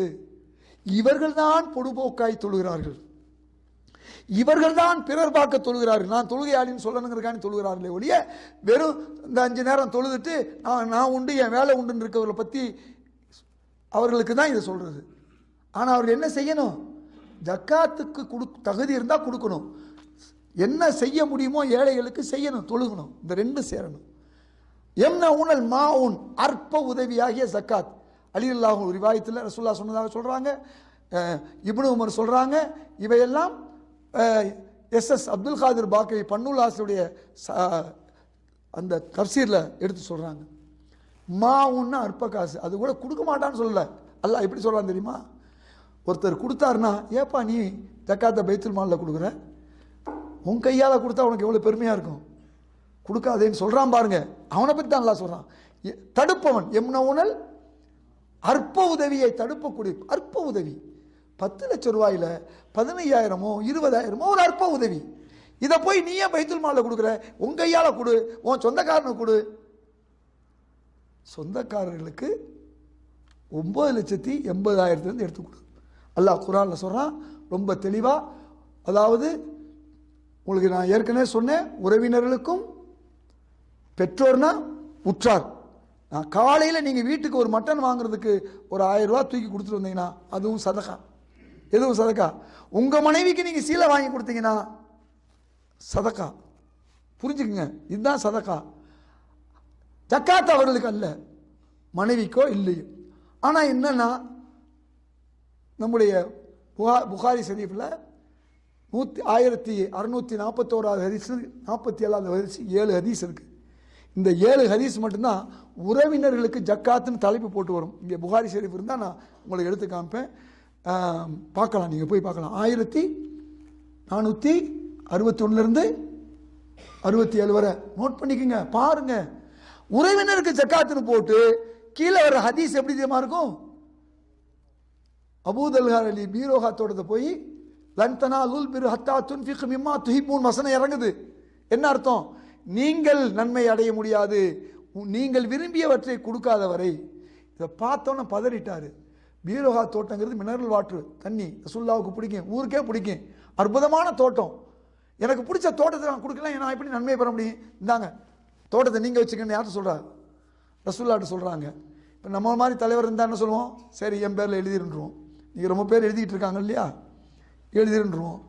என்ன செஞ்சாங்க தெரியுமா? ரசூல் ஸல்லல்லாஹு அலைஹி வஸல்லம் அவ்வளவு பிரியமான தோட்டம், நம்பர் 1 தோட்டம் மதீனாவில். உறவினர்களுக்கு கொடு, நீ உறவினர்களுக்கு கொடுத்தால் அஜ்ரானி 2 நன்மை. யாருக்கு 2 நன்மை? உறவினர்களுக்கு கொடு. இது ஹதீஸ். இது எப்படி ஜக்காத் ஆகும்? இது சதக்கா. அப்படியே முழு தோட்டத்தையும் கொடுத்தது. 2% கொடுக்கல, 5% கொடுக்கல. புரியுதா உங்களுக்கு? இன்னொரு ஹதீஸ், அப்துல்லா பின் மசூத் ரலியல்லாஹு அன்ஹு, அப்துல்லா பின் மசூத் ரலியல்லாஹு அவர்கள் என்ன செய்கிறாங்க? அவர் ஏழை, அவர் மனைவி பணக்காரி. இன்றைக்கும் பல பேர் இருக்காங்க, அந்த காலத்தில் இருந்தாங்க. மனைவி பணக்காரி, அவர் ஏழை. ஏன்னா மகரை மொத்தமாக வாங்கிட்டாங்கன்னா அப்புறம் என்ன ஆகும்? மாப்பிள்ளை என்ன செய்வார்? ஏழையாக இருப்பார். அப்போ ரசூல் ஸல்லல்லாஹு அலைஹி வஸல்லம் ஒரு குதுபாவில் சொல்கிறாங்க, பெண்களே உங்களை நான் நரகத்தில் கண்டேன், தர்மம் செய்தாவது நீங்கள் பிழைத்துக் கொள்ளுங்கள் என்று ரசூலுல்லாஹ் சொல்கிறாங்க. சொர்க்கத்திற்கு வாருங்கள், நரகத்தை விட்டு வெளியேறுங்கள் சொல்கிறாங்க. உறவினர்களுக்கு கொடுங்க, உங்களுக்கு 2 நன்மைங்கிறாங்க. இதை கேள்விப்பட்டவொன்னே அப்துல்லா பின் மசூத் ரலியல்லாஹுடைய மனைவிக்கு சந்தோஷம். நேராக வர்றாங்க, யார்கிட்ட? கணவன்கிட்ட வர்றாங்க. இதை பாருங்க, இப்படி சொல்கிறாங்க, நீங்கள் புருஷன் தானே, என் சதக்காவை உங்களுக்கு கொடுக்கலாமான்னு கேட்குறாங்க. ஏன்? உங்களுக்கும் உங்கள் முதல் மனைவிக்கு பிறந்தவங்களுக்கு கொடுக்கலாமான்னு கேட்குறாங்க. நான் கேட்க மாட்டேன் ரசூலுல்லாஹ்ட்ட, போய் நீயே போய் கேளு. இந்த அம்மா நேராக போய் கேட்குறாங்க. 3 ஹதீஸ் இருக்குது, நான் சொல்கிற ஹதீஸ் 3 ஹதீஸ் இருக்குது. இதில் அதாவது புகாரி ஷரீஃபில் கேட்குறாங்க. நேராக போகிறாங்க ரசூலுல்லாஹ்ட்ட. அந்த அம்மா பணமாச்சே, அவள் சாதாரண விஷயமா? 10 ரக்காத்து கூட தொழுதுனா தொழுதுருவோம். நம்ம பணத்தை ஒரு 1000 ரூபா எடுத்து பொது வாழ்க்கையில் கொடுத்துருவோமா? போய் புருஷனுக்கு தானே கொடுக்க போகிறான், கேட்க போகிறாங்க. அங்கே போனால் பிலால் ரலி நிற்கிறாரு. நான் வந்ததை சொல்ல வேணாம், ரசூலுல்லாஹ்ட்ட போய் இந்த விஷயத்தை கேட்டுவாங்க, என் கணவருக்கு கொடுக்கலாமா மனைவி? அப்போ சொல்கிறாங்க, நேர பிலால் ரலிலாம் உள்ளே போகிறாரு. ரசூலுல்லாஹ் சும்மா இருப்பாங்களா? யார் என்னன்னு விசாரிச்சுட்டாங்க. விசாரித்து இன்னாருடைய மனைவியா, அவங்களுக்கு போய் சொல்லு, அவர் புருஷனுக்கு கொடுத்தா 2 நன்மை. எத்தனை நன்மை? அஜ்ரானி. இது 2வது ஹதீஸ். 3வது ஹதீஸ், உம்மு சலாமா ரலியல்லாஹுவுக்கு முதல் கணவர் மூலமாக குழந்தைகள். அவங்க ரசூலுல்லாஹ் கணவர். இப்போ ரசூலுல்லாஹ்ட்ட கேட்குறாங்க, யார் ரசூலுல்லாஹ், என்னுடைய முதல் கணவருடைய குழந்தைகளுக்கு நான் சதக்கா செய்யலாமா, தர்மம் செய்யலாமா? தர்மம் தான் வரும். அந்த ஹதீஸ் புக்கை போய் பாருங்க. திரும்பவும் நான் சொல்கிறேன், சஹீஹ் புகாரி, அதே முஸ்லீமில் சரியாக வரும். முஸ்லீமில் அந்த உறவினருக்கு ஜக்காத்துன்னு வராது. இது ஒரு மனித தவறு. அதை பார்த்துட்டு நம்மள பல பேர், நான் உறவினருக்கு ஜக்காத்து. அது ஓம் பணமே இல்லையாப்பா. 10 லட்சம் ரூபாயில் 20,000 யார் பணம் இல்லை? சொன்னல, நம்ம பணம் இல்லை. யார் பணம் அது? அல்லாஹ்வுடைய பணம். அதை எடுத்து நீங்கள் எப்படி கடத்தேங்காய் எடுத்து வழியில் உள்ளவருக்கு உடைக்க முடியுமா? அடுத்தவங்க பொருள் எடுக்க முடியுமா? அப்போ அல்லாஹ்வுக்கு எவ்வளவு கோவம் வரும்? அதனால தான் குர்ஆனில் தண்டனையை நேரம் அறிவிக்கிறான். மற்ற கடமைகளுக்கு தண்டனையை நேரம் அறிவிக்கல. எப்படின்னு சொல்லல அல்லாஹ். குர்ஆன்ல 9வது அத்தியாயம் 34, 35 அல்லாஹ் சொல்றான், எந்த ஜக்காத்தை நீ கொடுக்கலையோ அந்த ஜக்காத்தை உருக்கி உன்னுடைய விழாவிலும் முதுகெலும்பிலும் குத்தப்படும். குர்ஆன் சொல்லுது. நோன்பு வைக்கலாம் உனக்கு இந்த தண்டனை நேரடியா சொல்லல, ஹஜ்ஜு சொல்லல நேரடியா, தொழுகைக்கும் நேரடியா தண்டனை சொல்லல, மறைமுகமா இருக்கு. நேரடியா ஜக்காத்துக்கு தண்டனை அறிவிக்கப்பட்டிருக்கு. அது மட்டுமல்ல, 50,000 சனத்தின் 70வது அத்தியாயத்தில் 4வது வசனம், ஜக்காத்தை, அதுக்குள்ள ஹதீஸ் வருது, ஜக்காத்தை செலுத்தாத மூமினுக்கு 50,000 ஆண்டுகால்கள் நரக வேதனை. அந்த பேப்பர் நான் எடுத்துட்டு வரல, தர்ஜமான்னு ஒரு புக்கு இருக்கும். 3 உலமாக்கள் டிரான்ஸ்லேட் பண்ணது, அப்துல் வஹாப் பாக்கவி, நிசாமுதீன் மன்ஃபை, அப்புறம் ஆர்கே பாக்கவி. இந்த 3 பேர் உங்களுக்கு தெரியும். இந்த 3 பேருடைய தர்ஜமா போய் படிங்க, நிறைய இன்ஃபர்மேஷன் உங்களுக்கு கிடைக்கும். பைபிளில் என்ன வருது, அதர்வன வேதத்தில் என்ன வருது, எல்லாமே அதில் இருக்கு. போய் படிக்கணும். அதில் சொல்லப்படுது, அதாவது இந்த 50,000 வருஷம் மூமினுக்கு எதுக்கு முன்னால தண்டனை? தீர்ப்புக்கு முன்னால. எவ்வளவு கஷ்டப்பட்டு நம்ம மூமினா இருக்கோம். இந்த தண்டனை நமக்கு தேவையா? இந்த அல்ப காசு எவ்வளவு? 10 லட்சம் ரூபாயில் 20,000 அல்லது 15,000 அல்லது 25,000. சிலர் நம்ம எனக்கு வேணாம், என் செலவை நானே பார்த்துக்கிறேன்னா 25,000 தூக்கி கொடுத்துட்டோம் சொன்னால் நம்முடைய தொழுகை, நம்முடைய வணக்க வழிபாடுகள், மறுமையில் நம்முடைய வெற்றி. இதுதான் ஜக்காத். புரிஞ்சுட்டீங்களா ஜக்காத்? இப்போ திரும்ப நான் குர்ஆன் வசனத்துக்கு வர்றேன். ஹுத் மின் மல் அம்வாலியும் சதக்கா, ஜக்காத்தை எழுது. நீ சுத்தமாவ, உன் பொருள் சுத்தமாகும். அடுத்த வார்த்தை தாயிரும் து ஜக்கியும், உன் பாவம் அழிந்து நீ பரிசுத்தவானா மாறுவ. அடுத்த அல்லாஹ் சொல்றான் வசல்லி அலைஹிம், ரசூலுல்லாஹ்வுக்கு உத்தரவு போடுறான், நபியே யார் ஜக்காத்தை பைத்துல் மாலில் கொடுத்தார்களோ அவர்களுக்கு நீங்கள் ஸலவாத்து சொல்லுங்கள். யாரு? இந்த உலகமே யாருக்கு ஸலவாத் சொல்லுது? அந்த ரசூல் ஸல்லல்லாஹு அலைஹி வஸல்லம் ஸலவாத்து சொல்லக்கூடிய ஒரு அமல் இந்த அமல். அல்லாஹ் குர்ஆன் இன்னொரு இடத்துல சொல்றான், ஸலவாத்து மின் ரசூல் குர்பாத் இந்தல்லாஹ். யாருக்கு கிடைக்கும்? கொடுக்குறவங்களுக்கு தான் கிடைக்கும், அல்லாஹ்வுடைய நெருக்கம். இங்கே அல்லாஹ் சொல்றான் வசல்லி அலைஹிம். எப்படி ஆண்களுக்கு ரசூலுல்லாஹ் ஸலவாத் சொல்லுவாங்க தெரியுமா? அல்லாஹும்ம ஸல்லி வ அலா ஆலி, உங்க பேர் இப்ராஹிம் அல்லது சுலைமான், உங்களுக்கு ரசூலுல்லாஹ் ஸலவாத் சொல்லுவாங்க. பெண்கள் கொண்டு வந்து ஜக்காத்தை கொடுப்பார்கள், அவர்களுக்கு ஸல்லல்லாஹு அலைக்கி வ அலா ஜௌஜிகி, ஓ பெண்ணே உனக்கும் உன் குடும்பத்தாருக்கும் ஸலவாத்து. கிடைக்குமா? ரசூலுல்லாஹ் நமக்கு ஸலவாத் சொல்றது. அது கூட கேட்கலாம், ரசூலுல்லாஹ் எனக்கு எப்படி ஸலவாத் சொல்லுவாங்க? நான் போய் பைத்துல் மாலில் பணம் கொடுத்துட்டேன், எனக்கு எப்படி கொடுப்பாங்க? இப்போ அவங்கள பார்த்து நீங்கள் கேட்கணும், ஏப்பா நீ ரசூலுல்லாஹ் ஸலவாத் சொல்றியா? ஆமாம். ஓ முன்னால் ரசூலுல்லாஹ் ஸலவாத் முன்னால் இருக்காங்களா? அல்லாஹ் சொல்ல சொன்னான் ஸலவாத் சொல்ல சொல்லி நாம ஸலவாத் சொல்றோம். இங்கேயும் அல்லாஹ் சொல்றான் வசல்லி அலைஹிம், உத்தரவு போடுறான் ரசூலுல்லாஹ்வுக்கு, யாரெல்லாம் பைத்துல் மாலில் கொடுக்கிறார்களோ அவர்களுக்கு ஸலவாத் சொல்லுன்னு சொல்றான். அடுத்த வரி சொல்றான் இன்ன ஸலாத்தக சக்னுல் லஹும், நபியே உங்கள் ஸலவாத் அவர்களுக்கு கிடைத்தால் அவர்களுக்கு நிம்மதி கிடைக்கும், பீஸ். இன்கம் டாக்ஸை கட்டினா நிம்மதி, சேல் டாக்ஸை கட்டினா நிம்மதி, ஜக்காத்து டாக்ஸை கட்டினா இந்த உலகத்திலே நிம்மதி. சிம்பிள்.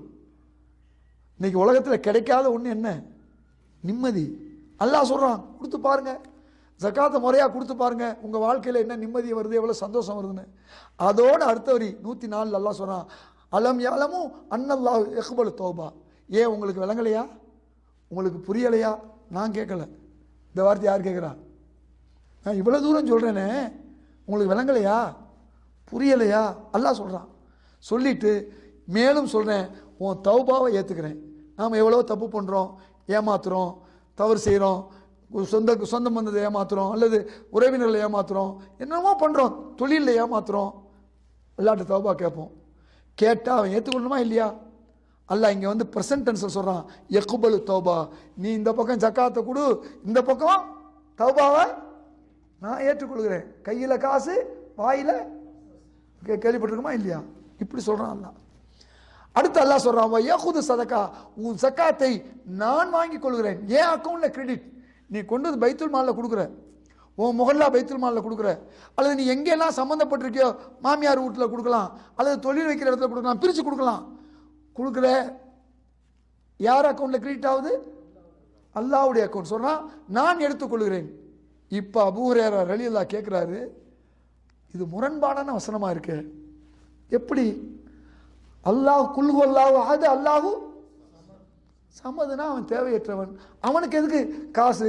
இப்ராஹிம் கொடுக்குற 50,000 ரூபா, அஸ்மி அஜர்த்து கொடுக்குற 20,000 ரூபா, அல்லது அவருக்கு கொடுக்குற 1 லட்சம் எதுக்கு?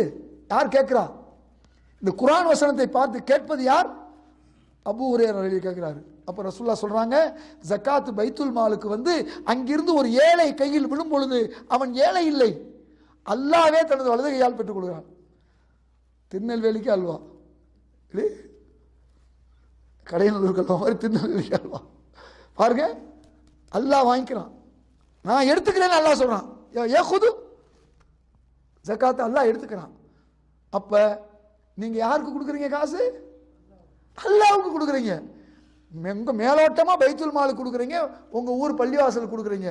அது யார் அக்கௌண்ட்டில் கிரெடிட் ஆகுது? அல்லாஹ் அக்கௌண்ட். யார் எடுத்துக்கிறா? இது ஹதீஸ்.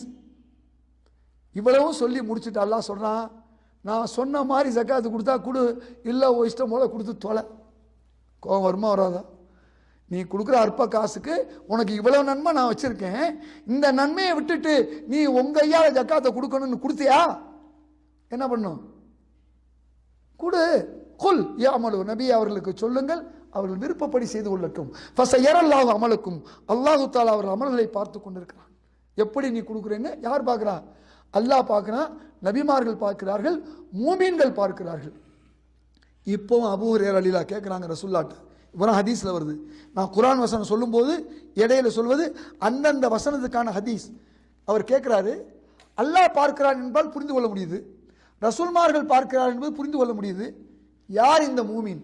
வேற யாரும் இல்லை, மௌத்தா போன உன் தாய் தந்தை அல்லது உன் பாட்டன் பாட்டி. யார் சொல்றா? ரசூலுல்லாஹ் சொல்றாங்க அபூ ஹுரைராவுக்கு. அப்ப நம்ம அத்தா அம்மாவுக்கு நம்ம எதோ செய்யணும் அதை செய்யணும் நம்ம நினைக்கிறோமே, நீங்க ஒன்றும் செய்ய வேணாம், ஒழுங்கா இதை உங்களுக்கு கொடுத்தா போதும். அத்தா அம்மா சந்தோஷப்படுறாங்க, அவங்க பார்க்குறாங்க என் புள்ள ஜக்காத்தை ஒழுங்கா கொடுக்குறான். யார் பார்க்குறா? அத்தா அம்மா. நீங்க அத்தா அம்மாவுக்கு அதை செய்கிறேன் இதை செய்யறேன் ஒன்றும் வேண்டியில்லை, இதை செஞ்சாலே போதும். ஃபாதர் மதருக்கு நான் இதை செய்யணும். ஜக்காத்தை ஒழுங்கா இந்த அற்ப காசை கொடுத்தீங்கன்னா இவ்வளவும் நடக்குது. இதையும் தாண்டி தான் கொடுக்கறதுக்கு மனசு வர மாட்டேங்குது நமக்கு. அன்னைக்கே கொஞ்சம் பேருக்கு வந்துச்சு. இதைத்தான் புரியணும், இந்த காசு பெரிய காசு இல்லை, இதை கணக்கு பண்ணி தூக்கி கொடுத்துடணும் என்றுதான் முக்கியம். இவ்வளவே கேட்டு இப்படி கடைசியா அல்லாஹ் சொல்றான், சத்துரத்தூர இலா ஆலிமில் கைபி வஷஹாதா. நாளைக்கு நீ மௌத்தா போக மாட்டோமா? ஏன்ட்ட இழுத்து வரப்படுவேன். யார்கிட்ட வருவேன்? நான் பெரிய ஆலிம்சா. நான் யாரு? ஆலிமில் பெரிய ஆலிம். நான் ஆலிமில் கைபி வஷஹாதா. 1000 வருஷத்துக்கு முன்ன உள்ளதும் தெரியும், 1000 வருஷத்துக்கு பின்ன உள்ளதும் எனக்கு தெரியும். யார் சொல்றா? அல்லாஹ் சொல்றான், ஆலிமில் கைபி வஷஹாதா சையுனப்பியுக்கும். அப்ப நான் உனக்கு அங்கே அறிவிக்கிறேன். இங்கே என் ஊருக்கு வா, உன்னை நான் பார்த்துக்கிறேன். தென்காசிக்கு வந்தப்போ அடிச்சியா?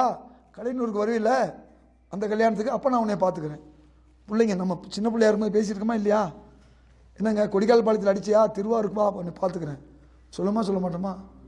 இவ்வளோதான் விஷயம். ரொம்ப சிம்பிளா அல்லாஹ் தஆலா ரொம்ப சிம்பிளா சொல்றா, அங்கே உன்னை வச்சுக்கிறேன். எங்கே வச்சுக்கிறேன்? வச்சு செய்கிறேங்கிறான். எங்கே வச்சு? இந்த வசனங்கள் இறங்கிய பிறகு ரசூல் ஸல்லல்லாஹு அலைஹி வஸல்லம் என்ன செய்தார்கள்?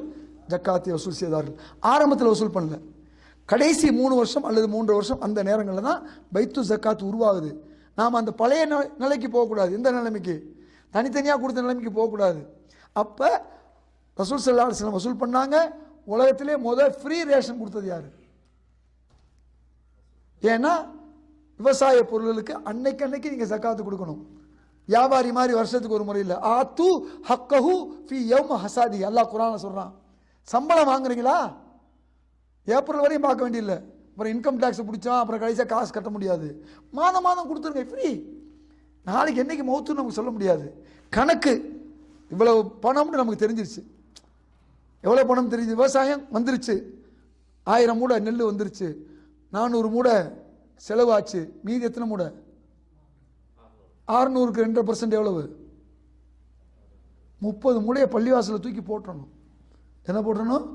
உங்கள் விவசாயம் நல்லா இருக்கும், ஜக்காத்தை கொடுத்துட்டீங்க, எல்லாம் செஞ்சுட்டீங்க. அதே இது 5% இருக்குது, 5% 10% இருக்குது. அதாவது விவசாயத்துக்கு 5%. புளியம்பழம் மாதிரி எந்த செலவுமே இல்லாமல் ஒன்று பண்ணுறோம்னா எத்தனை %? 10%. புதையல் கிடைக்குது உங்கள் வீட்டு கீழே. வீடு இடம் வாங்கினீங்க, வீடு தோண்டுறீங்க, தோண்டும் போது ஒரு புதையல் ஒரு 100 பவுனு கிடைக்குது, 20%. எத்தனை %? 20%. புதையலுக்கு கிரனைட்டு முதலாளி யாராக இருந்தால் 20% கட்டு. அதான் ஜக்காத். உலமாக்கள்கிட்ட கேளுங்க, அவங்க சொல்லுவாங்க. நிசாபு விஷயங்களை ரொம்ப தெளிவாக அவங்க சொல்லுவாங்க, 20%. அப்போ அந்த அறுவடையின் போதே ஜக்காத்தை கொடுத்ததுனால் தினந்தோறும் பொருள் வரும். ரசூல் ஸல்லல்லாஹு அலைஹி வஸல்லம் ரேஷன் கொடுத்தாங்க. என்ன கொடுத்தாங்க? Free ration. அதே மாதிரி மந்த்லி பென்ஷன் கவர்மெண்ட் இப்போ கொடுக்குறே, ஓஏபி ஓல்ட் ஏஜ் பென்ஷன். முதல்ல அந்த உலகத்தை அறிமுகப்படுத்தினது யாரு? ரசூல் ஸல்லல்லாஹு அலைஹி வஸல்லம். என்ன செஞ்சாங்க? முதியவர்கள், விதவைகள், ஏழைகள் அத்தனை பேருக்கு மாதந்தோறும் பென்ஷன் கொடுத்தாங்க. ஜக்காத் வசூல் வருது, கொடுப்பாங்க. இப்போ அஸ்ஸாயி அல் அருமலத்தி வல் மிஸ்கீனி கல் முஜாஹிது ஃபீ சபீலில்லாஹ். ரசூலுல்லாஹ் சொல்றாங்க, யார் ஏழைகளுக்காகவும் அபலைகளுக்காகவும் உழைக்கிறார்களோ அவர்கள் முஜாஹிதுகள், அந்த அந்தஸ்து கிடைக்கும். கல் காயிமி, இரவு முழுக்கும் தொழுத நன்மை. சாயிமி, தினந்தோறும் நோன்பு வைத்த நன்மை. இப்போ நீங்கள் கொடுக்குறீங்க, உங்கள் பொருள் ஏழைகளுக்கு வழங்கப்படுது, ஒருத்தர் பணமே கொடுக்கல, இந்த ஜக்காத்துடைய வேலையை செஞ்சாலும் அவருக்கு இந்த நன்மை. ரசூலுல்லாஹ் சொன்ன விஷயம் 3 விஷயங்கள் கிடைக்குது நீங்கள் ஏழைகளுக்காக உதவும் போது, ஏழைகளுக்காக, அபலைகளுக்காக, விதவைகளுக்காக உதவும் போது. இதைத்தான் ரசூல் ஸல்லல்லாஹு அலைஹி வஸல்லம் செஞ்சாங்க. விதவை பென்ஷன், முதியோர் பென்ஷன், ஸ்காலர்ஷிப். தன் மஸ்ஜிதில் படித்து கொண்டிருந்த ஓதிக்கொண்டிருந்த சஹாபாக்களுக்கு முன்னால் முஹாஜிர் அன்சாரி 2 ஆக்கியிருந்தாங்க. உங்களுக்கு முதல் சொன்னேன் இல்லையா?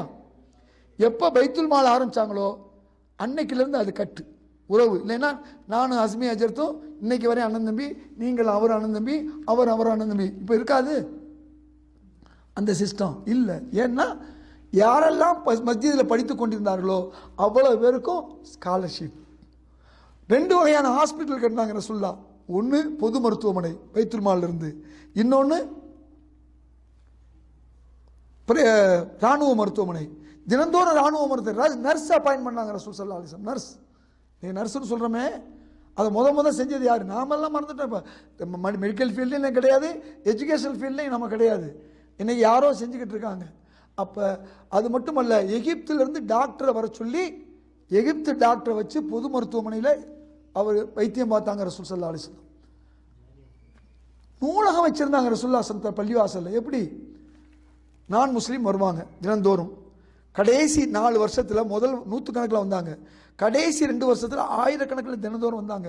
பைத்துல் மால்ல இருந்து அவர்களுக்கு உணவு கிடைக்கும். ஏன்னா அல்லாஹ் தஆலா சொல்லியிருக்கான், முஅல்லஃபத்து குலூப், ஈர்க்கப்பட வேண்டியவருக்கும் கொடு.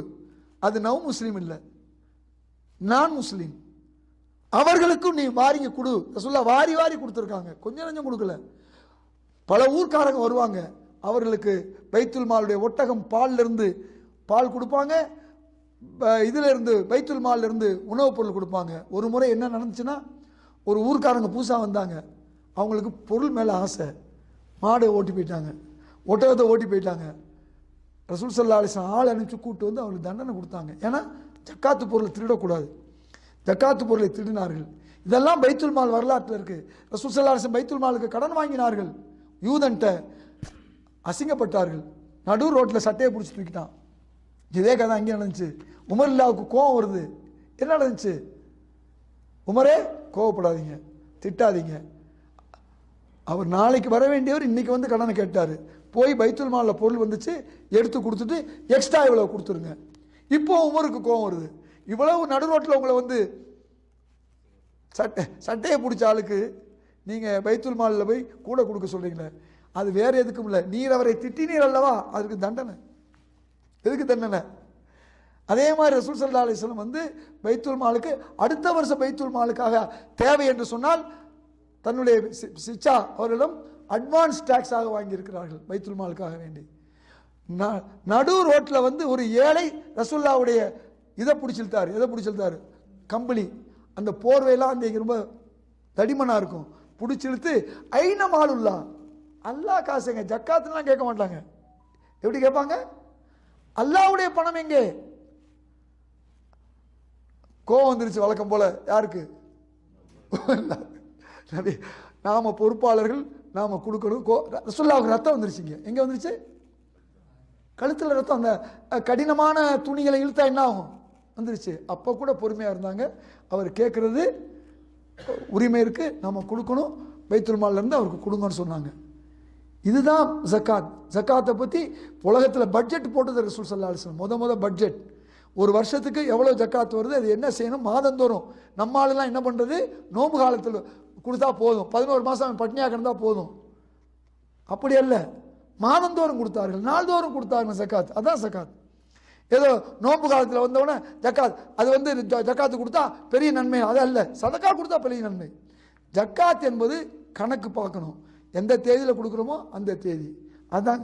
இப்போ சிலர் வந்து பிப்ரவரி கணக்கு பார்ப்பாங்க, சிலர் ஏப்ரல் கணக்கு பார்ப்பாங்க. நோம்பு மாதம் எல்லா ஏப்ரல்லையுமா வருது? இல்லை. நாள்தோறும் ஜக்காத். ஜக்காத்துக்கு மட்டும் 24 மணி நேரம் வேலை. அதுக்கு வந்து ஒழு கிடையாது, அதுக்கு இஹ்ராம் கிடையாது, அதுக்கு பட்னி கிடையாது. எதுக்கு? ஜக்காத்துக்கு. ஒரு பைத்தியக்காரனாக இருந்தாலும் குழந்தையாக இருந்தாலும் அவன் காப்பாளன் ஜக்காத்தை கொடுத்தாகணும். ஆனால் தொழுகையில் வந்து யாருக்கு இல்லை? பைத்தியக்காரனுக்கு, குழந்தைக்கு இல்லை. அந்த குழந்தையினுடைய ஜக்காத்து எவ்வளவு விஷயங்கள் பாருங்க. விதிவிலக்கு மற்றவைகளுக்கு உண்டு, ஜக்காத்துக்கு விதிவிலக்கு கிடையாது. பணம் இருந்தா நீ கொடுத்தாகணும். இப்ப இவ்வளவும் பேசுறது ஏழைக்கு பத்தி சொல்ல, பணக்காரங்களை பத்தி தான் பேசிக்கிட்டு இருக்கோம். அந்த தொழுகை லா சலாத்த லிமன் லா ஜக்காத்து, ஜக்காத்து கொடுக்க வேண்டிய கடமை உள்ளவனுக்கு தான், ஏழைகளுக்கு கிடையாது. தயவு செய்து தப்பா அழைக்கிறாதீங்க. ஏழைகள் ஜக்காத், ஏழைகள் தொழுகை தொழுகை தான். ரெண்டே குரூப் தான் இருக்கும் நம்மள்ட்ட. ஒன்று ஜக்காத்து கொடுக்குற குரூப்பு, இன்னொன்று இவ்வளவுதான். அதில் பொதுவான குரூப்பு நான் நடுநிலையெல்லாம் கிடையவே கிடையாது. இருந்தால் 11 பவுனுக்கு மேலே வந்துருச்சுன்னு சொன்னால் நீங்கள் உலமாக்கிட்ட கேட்டால் சொல்லுவாங்க, நீ வந்து கொடுக்குற ஆளு இல்லையா, நீ வாங்குற ஆளு வாங்கு, நீ ஒன்றும் அதில் போய் இது பார்க்க வேண்டியதில்லை, இது பார்க்க வேண்டியதில்லை. குதிரையில் வந்து கேட்டாலும் ஜக்காத்தை கொடு.